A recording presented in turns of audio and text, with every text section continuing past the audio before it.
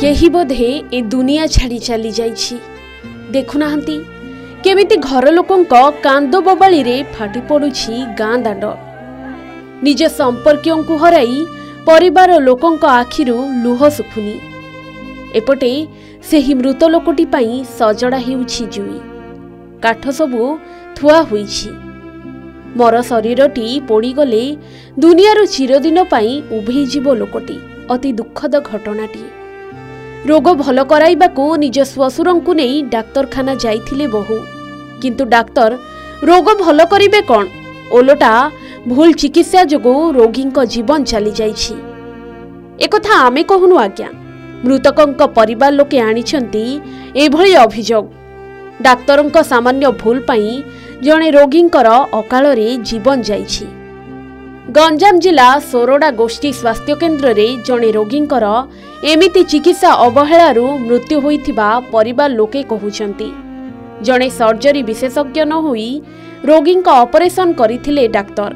आउ एमिति चिकित्सा अवहेला तथा भूल चिकित्सारू जणे 72 वर्ष वयस्क वृद्धंक मृत्यु घटिछि। गत मंगलवार दिन मायांगी गाँवर मोचिया नायक पेटरे जंत्रणा होइथिला। श्वशुरंक कष्ट देखि बहु और परिवार लोके तांको सोरडा गोष्ठी स्वास्थ्य केन्द्र रे भर्ती करिथिले। डाक्तर अल्ट्रासाउंड करिबाको ब्रह्मपुर एक घरोई लैब को परिवार लोकन को पठाइथिले। सेठारु रिपोर्ट आनी परिवार लोके डाक्तरन को देखाइबा परे रोगींकर हाइड्रोसिल ऑपरेशन करिथिले डाक्तर। हेले गतकाली सकाळु रोगींकर मृत्यु होइगला। डाक्तर जहा कहिले सबु मानिबा परे भी रोगींकर केमिति मृत्यु हैला ताकु नेई परिवार लोके प्रश्न उठाइछंती। ऑपरेशन करिथिबा डाक्तर सर्जरी विशेषज्ञ न होई केमिति ऑपरेशन कले बोली परिवार लोके प्रश्न करी जवाब मागिछंती। सारे हाइड्रेस काटुची बोली धरिक जाइथिलु। फास्ट दिन नेलु इंजेक्शन जोर दे देले कहले ज सकाळ आसीबो। ताई दिन सकाळ धरि गलु बोली कौन देखि दे कौन हेची कहला को कहले जे बरहमपुर जा अंडरराउंड करके आसिले आमे देखु कहले। हां आसिले देखु कहले बोली कौन मेड आमे पैसा पत्र नाइ नथिबा नको पैसा पत्र रेडी करले धरिक जिवु कहला तमे आज धरिक गले मो राती सुधा माहालिया क देबी कहला को आम बोली आमर तो नाइ किछि आम पाखर पुओ पिला लोग हेले के नाइ आम केन धरि जिबेला तमे सुविधा करी धरिक जा कहला के सारा आम क्वाड केन सुविधा करी धरि गलु। सेठु धरि गला केतना खर्च करला? ऑटो धरि जाइछि। ऑटो भाड़ा नेला 1800 आउ सेठ नेला 1200 जाके सेठ धरि के आसिलु।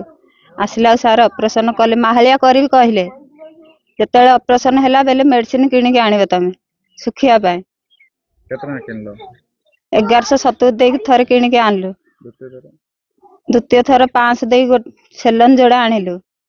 आउ थर 500 देके आउ 4टा इंजेक्शन आनिलु।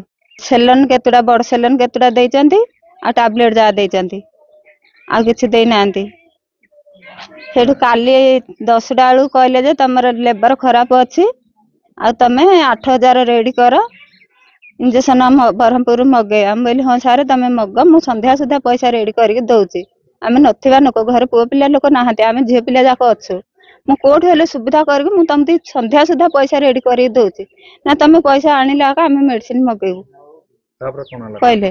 4टा सुधा मु पैसा रेडी करी धर के गली बुली की जाके रेडी करी धरी पैसा जाके सार फोन कली बोली मु पैसा रेडी करी धर के आसलिनी तमे नियो मेडिसिन आले दबा हम बापा को कहला को हां आछ कहले सारा आ एबे जीवन गला जाके पाखो लागी नाती मेडिसिन धरी ताकर हाइड्रेस प्रॉब्लम बोली कहले जेतो जाके देखैलो देखिला को ता कहले एडा लेके अल्ट्रासाउंड करले आ ऑपरेशन हे परियो बोला वो आमे तो हठात किना पैसा पत्र किछि नै देखु तो एक झुपुडी कुडिया पैसा पत्र टे जोगाड़ करी 10टा बेले बाहर की गलु बरहमपुर अल्ट्रासाउंड करी आमे 8टा बेलू पहुंचलु सोरडा पहुंचला परे 10टा भीतर ऑपरेशन कले सत तापर गोटे लिखि देले ए इंजेक्शन आनले 5 दिन दिया हो दिन को 2टा लेखा दिया हो बोली कहले जतल हो आमंत्रित पड़जी गलु 1170 देगिरी अणाला आउ थे गोटे 500 देगी अणाला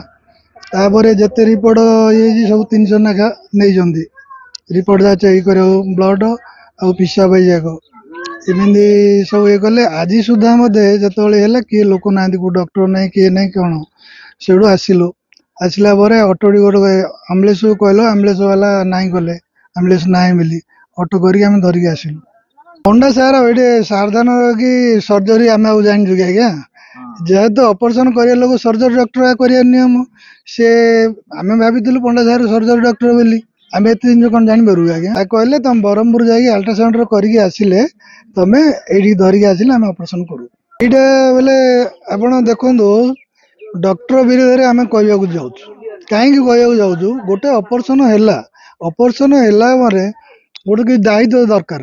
କିଛି ଦାୟିତ୍ୱ ନାହିଁ, କୋଉ ଲର୍ସ କି ଆସିବ ନାହିଁ। ମୁଁ ରାତିକି ଯାଇକି କେତେଥର ଯାଇଥିବି, କାଲି ବି ରାତିରେ ଗଲି। ଆପଣ କାହିଁକି କିଏ ଷ୍ଟାଫ୍ ଏଠି ରହୁନାହାନ୍ତି? ଆଉ କୋଉଟା କ'ଣ ହେଲେ ଦେଖିଲା ବେଳକୁ ଆମେ କିଏ ଲଥାଉଛ?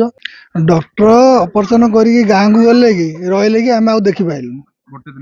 ଗୋଟେ ଦିନ ହେଲା ଅପରେସନ ହେଲା ପରେ ଆଉ ଦେଖିନୁ।